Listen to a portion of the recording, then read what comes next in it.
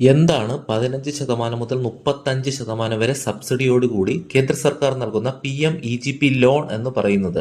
PMEGP loan കൊണ്ട് സർക്കാർ ഉദ്ദേശിക്കുന്നത് എന്താണ്? PMEGP ലോണിന്റെ പ്രയോജനങ്ങൾ എന്താണ്? ഓരോരുത്തർക്കും എത്ര രൂപ സബ്സിഡി ലഭിക്കും? PMEGP ലോണിന്റെ പരിധി എന്താണ്? PMEGP ലോൺ എടുക്കാൻ ഈട് ആവശ്യമുണ്ടോ? PMEGP ലോണുകളുടെ പലിശ നിരക്ക് എത്രയാണ്? ലോൺ വിശദാംശങ്ങൾ എന്തൊക്കെയാണ്? ആർക്കൊക്കെ PMEGP ലോണിന് അപേക്ഷിക്കാം? ലോണിന് അപേക്ഷ നൽകുമ്പോൾ ആവശ്യമായ രേഖകൾ എന്തൊക്കെയാണ്? PMEGP സ്കീമിന് കീഴിലുള്ള സാമ്പത്തിക സഹായം എന്താണ്? ഒരു PMEGP ലോൺ ഓൺലൈൻ അപേക്ഷ എങ്ങനെ ഉണ്ടാക്കാം? ഈ ലോൺ കിട്ടുവാൻ എത്ര സമയമെടുക്കും? PMEGP ലോണിന്റെ പരമാവധി വായ്പ പരിധി എത്രയാണ്? ഈ ലോണിന് പലിശ രഹിത വായ്പയാണോ? തുടങ്ങിയ കാര്യങ്ങളെ കുറിച്ചാണ് പറയാൻ പോകുന്നത്.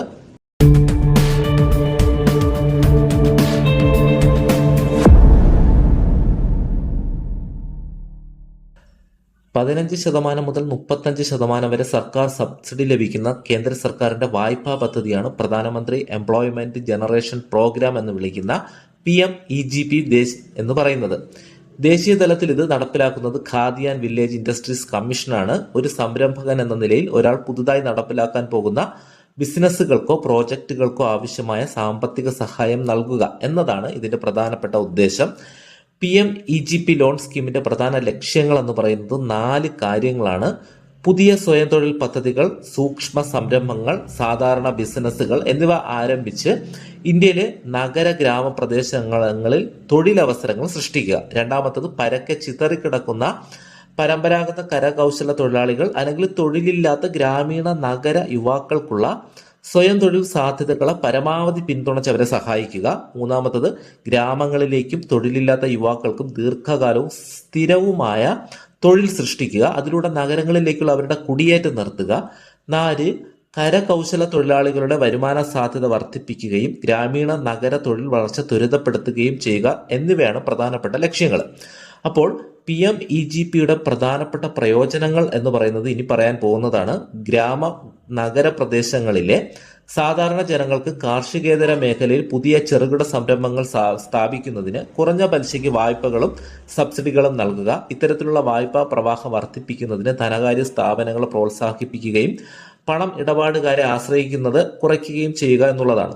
പരമ്പരാഗത കരകൗശല തൊഴിലാളികൾക്കും തൊഴിലില്ലാത്ത യുവാക്കൾക്കും ഗ്രാമങ്ങളിൽ നിന്നും നഗരങ്ങളിലേക്കുള്ള കുടിയേറ്റ നിരക്ക് കുറയ്ക്കുന്നതിന് കാരണമാവുകയും അനവധി തൊഴിലവസരങ്ങൾ നൽകുകയും ചെയ്യും.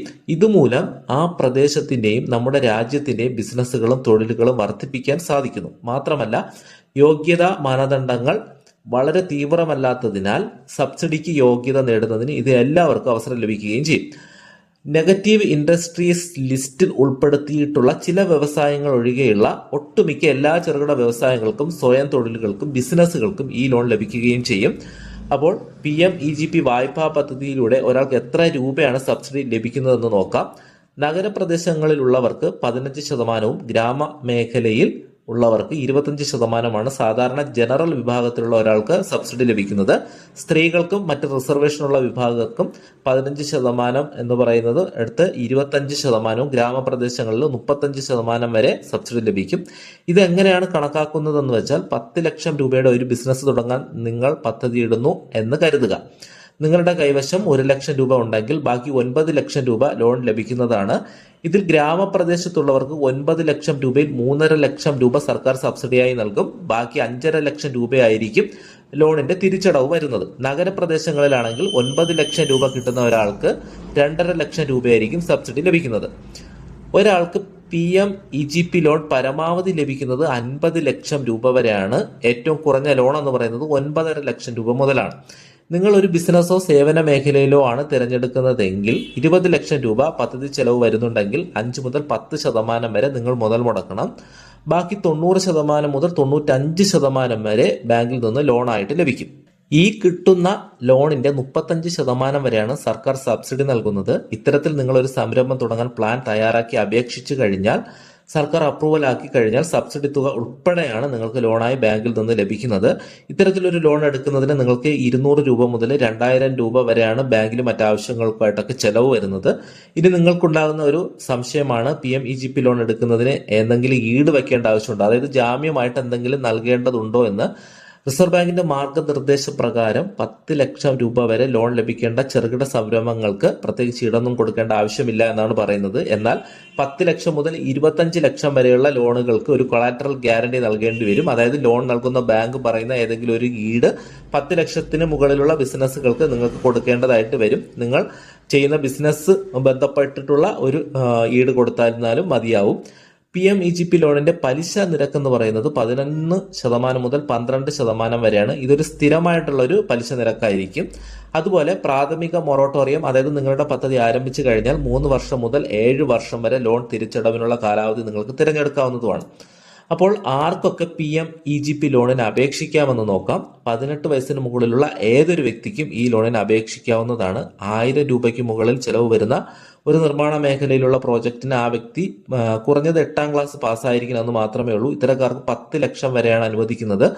സ്വയം സഹായ സംഘങ്ങൾക്കും ദാരിദ്ര്യരേഖയ്ക്ക് താഴെയുള്ളവർക്കും അങ്ങനെയൊക്കെ ഏതായിരുന്നാലും മറ്റൊരു പദ്ധതിയിൽ നിന്നും ഇത്തരത്തിലുള്ള ആനുകൂല്യങ്ങൾ നേടിയിട്ടില്ലെങ്കിൽ നിങ്ങൾക്ക് ഈ ലോൺ അപേക്ഷിക്കാവുന്നതാണ്. അതുപോലെ 1860 സൊസൈറ്റി രജിസ്ട്രേഷൻ ആക്ട് പ്രകാരം രജിസ്റ്റർ ചെയ്ത സ്ഥാപനങ്ങൾക്കും ഈ ലോണിന് അപേക്ഷിക്കാം. മാത്രമല്ല ഉൽപാദന സഹകരണ സംഘങ്ങൾ, ചാരിറ്റബിൾ ട്രസ്റ്റുകൾ തുടങ്ങിയവയ്ക്കും ഈ ലോണിന് അപേക്ഷിക്കാവുന്നതാണ്. അപേക്ഷിക്കുമ്പോൾ പ്രത്യേകം ശ്രദ്ധിക്കേണ്ടത്, നിങ്ങൾക്ക് സംസ്ഥാന സർക്കാരിൻ്റെയോ കേന്ദ്ര സർക്കാരിൻ്റെ എന്തെങ്കിലും പദ്ധതികളിൽ നിന്ന് സബ്സിഡി കിട്ടിയിട്ടുള്ളവരാണെങ്കിൽ ഈ ലോൺ അപേക്ഷിച്ച് കിട്ടില്ല എന്നും കൂടെ ഓർമ്മിക്കുക.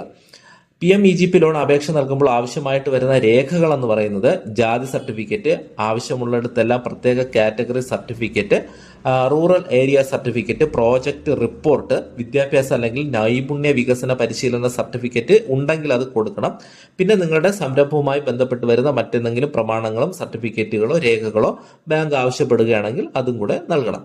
ഇനി PMEGP ലോൺ എടുക്കുന്നതിന് ഒരു ഓൺലൈൻ അപേക്ഷ എങ്ങനെ റെഡിയാക്കാമെന്ന് ചോദിച്ചു കഴിഞ്ഞാൽ PMEGP ഈ പോർട്ടൽ വഴി ഓൺലൈനായിട്ട് അപേക്ഷ കൊടുക്കാവുന്നതാണ്. സംരംഭം തുടങ്ങുന്ന ഒരു വ്യക്തിയാണെങ്കിൽ വ്യക്തികൾക്കുള്ള ഓൺലൈൻ അപേക്ഷാ ഫോം, വ്യക്തികൾ അല്ലാത്തവർക്കുള്ള ഓൺലൈൻ അപേക്ഷാ ഫോം എന്നതിൽ ക്ലിക്ക് ചെയ്യുക. പേര്, സ്പോൺസർ ചെയ്യുന്ന ഏജൻസി, പ്രവർത്തനത്തിന്റെ തരം, ആദ്യ ധനസഹായം നൽകുന്ന ബാങ്ക് തുടങ്ങിയ വിശദാംശങ്ങളെല്ലാം നൽകി മുഴുവൻ ഫോമും പൂരിപ്പിക്കുക. തുടർന്ന് രേഖകൾ അപ്ലോഡ് ചെയ്ത് സബ്മിറ്റ് ചെയ്ത് കഴിഞ്ഞാൽ നിങ്ങളുടെ മൊബൈൽ നമ്പറിലേക്ക് ആപ്ലിക്കേഷൻ ഐഡിയും പാസ്വേഡും ലഭിക്കും. അതിലൂടെ നിങ്ങൾക്ക് ലോൺ ലഭിക്കുന്നതിന്റെ സ്റ്റാറ്റസ് ഒക്കെ മനസ്സിലാക്കാൻ സാധിക്കുന്നതാണ്. ഈ ലോണിന് അപേക്ഷിച്ചു കഴിഞ്ഞാൽ രേഖകളുടെ പരിശോധന, ബാങ്ക് വായ്പ അനുവദിക്കൽ, പരിശീലന പരിപാടി തുടങ്ങിയ പൂർത്തിയാക്കി കഴിഞ്ഞാൽ മാർജിൻ മണി സബ്സിഡി വിതരണം തുടങ്ങിയ വിവിധ ഘട്ടങ്ങൾ ആശ്രയിച്ച് ഏകദേശം 2 മാസമാണ് ഇതിന് സമയമെടുക്കുന്നത്. അപ്പോൾ PMEGP പദ്ധതിയുടെ സാമ്പത്തിക സഹായം എന്ന് പറയുന്നത് തൊഴിൽ രഹിതർക്കും തൊഴിലില്ലാത്തവർക്കും തൊഴിൽ പ്രോത്സാഹിപ്പിക്കുന്നതിനും വരുമാനം അവസരങ്ങൾ സൃഷ്ടിക്കുന്നതിനും വേണ്ടി സഹായം നൽകുക എന്നുള്ളതാണ്. അതായത് പദ്ധതി ചെലവിന്റെ 10% മാത്രമാണ് നിങ്ങൾക്ക് ചെലവ് വരുന്നത്. ബാക്കി എന്ന് പറയുന്നത് പദ്ധതി ചെലവിന്റെ ഏകദേശം 25% നിങ്ങൾക്ക് സബ്സിഡി ലഭിക്കും. ബാക്കി തുക നിങ്ങൾക്ക് ബാങ്കിൽ നിന്നും ലോണായിട്ട് ലഭിക്കും. മാത്രമല്ല ലോൺ എടുക്കുമ്പോൾ തന്നെ നിങ്ങൾക്ക് കൊടുത്ത പ്രോജക്ട് റിപ്പോർട്ട് അനുസരിച്ച് ഇവർ പരിശീലനം നൽകും, മാർഗനിർദ്ദേശങ്ങൾ നൽകുന്നതാണ്. അപ്പോൾ ചെറുകിട ഇടത്തരം ബിസിനസ്സുകളോ സംരംഭങ്ങളോ തുടങ്ങാൻ ആഗ്രഹിക്കുന്നവർക്ക് തീർച്ചയായിട്ടും PMEGP ലോൺ അപേക്ഷിക്കാവുന്നതാണ്.